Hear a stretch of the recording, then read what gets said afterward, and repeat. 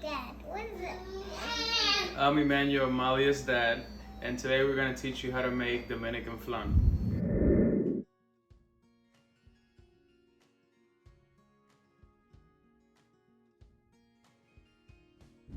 Me and my dad, let's go bake something. And let's bake something. Okay, so the first thing we're going to need is 12 eggs to make the flan.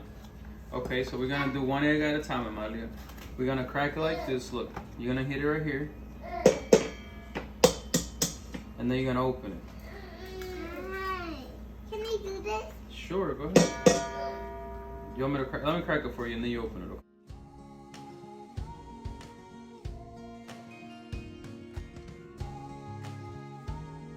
The next ingredient is the evaporated milk. We need 2 of those. So Amalia, go ahead and pour the evaporated milk in here. Just pour this one. Pour it in there. Good job. All right, we need 2 of them, so you gotta pour that one too. Go ahead. You're such a big girl. Alrighty, and then after that, the next ingredient and the last ingredient for the batter is the condensed milk. Let me get a spoon. Pour that in there while I get a spoon.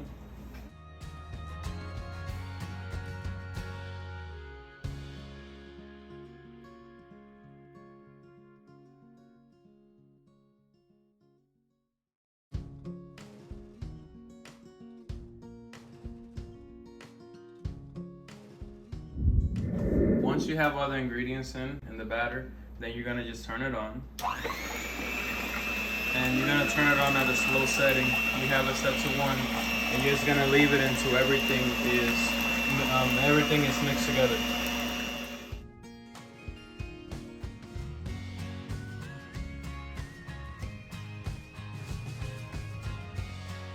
So for the next step, we're just gonna caramelize the sugar.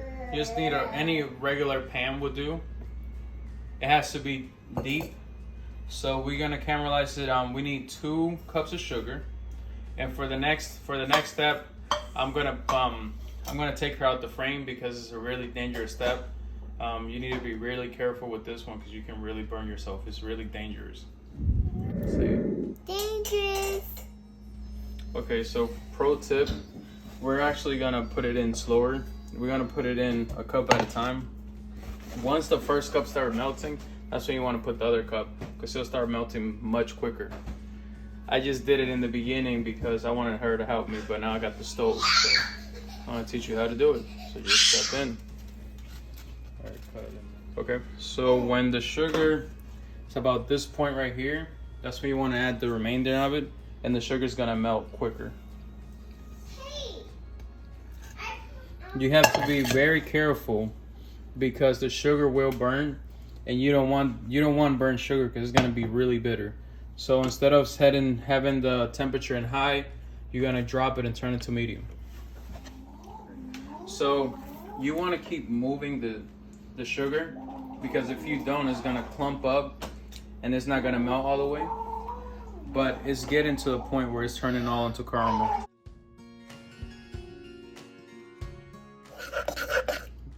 So sometimes you'll get glumps of sugar.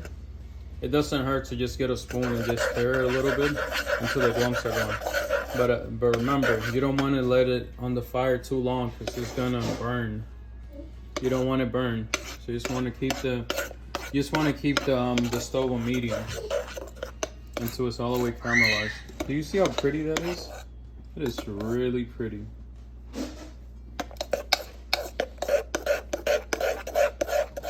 So after the sugar is already melted about, I want to say like 99%, sometimes you get these lumps. Those are not going to melt unless the sugar burns. So you just want to take it off just pull them out, and then we can move on to the next step. For the next step, we're going to pour the caramelized sugar in the pan that we intend to use.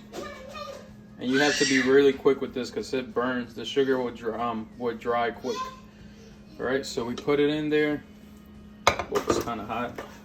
So the main goal for this is to try to get the sugar to cover every inch of the pan. Okay, so once you have the pan all covered with sugar, you just flip it upside down to take the excess sugar off. It's gonna fall automatically. Just leave it there for about 5 minutes so it can cool down. So this is what you do if the sugar cools down on you. You just put it back on the stove and then just start moving it. It's gonna allow the sugar to move. But again, you gotta be quick about it because remember, you don't want the sugar to burn. Very important right here. So if you want your pan to look like this, where the sugar is cracking, you want the sugar to be completely dry before you put that batter in there.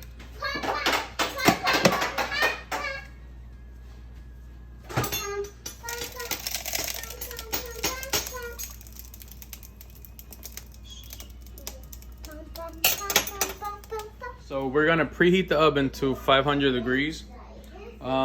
It's gonna cook fairly quick. So there's one more thing though, before you put it in the oven. You need to do what we call baño de Maria, which is basically you get some water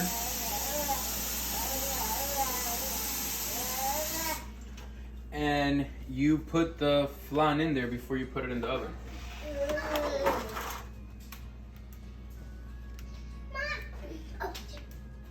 And this is gonna keep it from basically cooking like a cake. It's just because it's supposed to be soft. It's gonna keep the texture.